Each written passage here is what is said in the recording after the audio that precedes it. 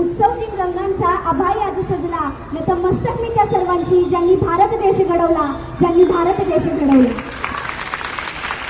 मित्रांनो, आज 26 जानेवारी आपल्या राष्ट्राच्या इतिहासातील अत्यंत महत्त्वाचा व 75वा प्रजासत्ताक दिन साजरा करण्यासाठी आपण येथे एकत्र जमलो आहोत.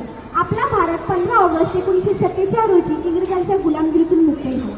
नंतर आपल्या भारताचा राज्यकारभार सुरळीत चालावा म्हणून 26 जानेवारी 1950 मध्ये देशात संविधानाची अंमलबजावणी करण्यात आली आणि याच दिवसापासून देशात राज्यघटना सुरू झाली व लोकशाही खऱ्या अर्थाने नांदू लागली. आपल्याला या गोष्टीचा खूप अभिमान असला पाहिजे, खूप गर्व असला पाहिजे की आपल्या देशाचे संविधान हे जगातील सर्वात मोठे लिखित संविधान आहे आणि ते फक्त डॉक्टर बाबासाहेब आंबेडकरांमुळेच.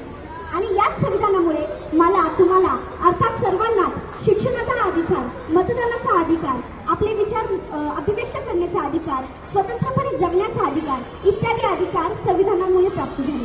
प्रजासत्ताक दिन देशाचे चांगले नागरिक होण्यासाठी, इतरांच्या हक्काचा व स्वातंत्र्याचा आदर करण्याची शिकवण देतो.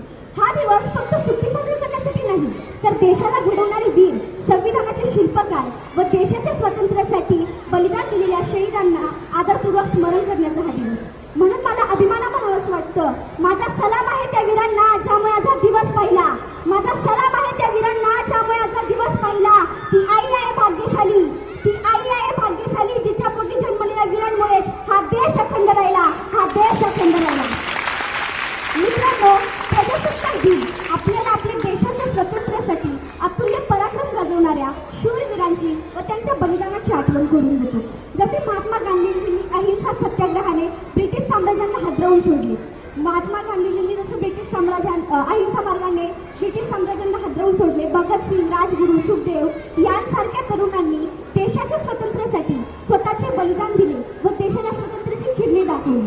तर महात्मा फुले, डॉक्टर बाबासाहेब आंबेडकर यांसारख्या समाजसुधारकांनी समतेचा पाया रचला. म्हणून मला असं वाटतं, या सर्वांप्रमाणेच आपणही आपल्या देशाची अखंडता, एकता यांचे सदैव रक्षण केले पाहिजे, देशाच्या हितासाठी झटले पाहिजे. दे सलामी या तिरंग्याला ज्यामुळे तुझी शान आहे, दे सलामी या तिरंग्याला ज्यामुळे तुझी शान आहे. हा तिरंगा नेहमी राहू दे उंच जोपर्यंत तुझा प्राण आहे, जोपर्यंत तुझा प्राण आहे. मित्रांनो, तुम्ही चिंतन करत असाल, विचार करत असाल तर तुम्हाला हा प्रश्न हमखास आणि नक्कीच पडला असेल की आपण प्रजासत्ताक दिन का साजरा करतो किंवा तो साजरा करणे का आवश्यक आहे. तर बघा, आज आपण स्वतंत्रपणे कोणताही निर्णय घेऊ शकतो किंवा कोणत्याही प्रकारची दडपशाही, गैरवर्तनाविरुद्ध आवाज उठू शकतो. हे कशामुळे शक्य आहे रे? फक्त आपल्या देशातील लोकशाही प्रवृत्तीने. म्हणून आपल्या देशाने स्वातंत्र्यासाठी केलेल्या संघर्षाचे व घटनेचे यात खूप मोठे मोलाचे योगदान आहे आणि ज्यांनी हे योगदान दिले त्यांच्याविषयी कृतज्ञता व्यक्त करण्यासाठी आपण 26 जानेवारी म्हणजेच प्रजासत्ताक दिन साजरा करतो. म्हणून मला असं वाटतं की आपल्या देशाची जी एकता आहे, विविधता आहे, ती जशी आहे तशीच टिकवून ठेवली पाहिजे आणि ती कशी टिकवायची हे फक्त आपल्या म्हणजे आपल्या सर्वांच्या हातामध्ये आहे की आपल्या देशाची एकता आणि विविधता कशी टिकवून ठेवायची.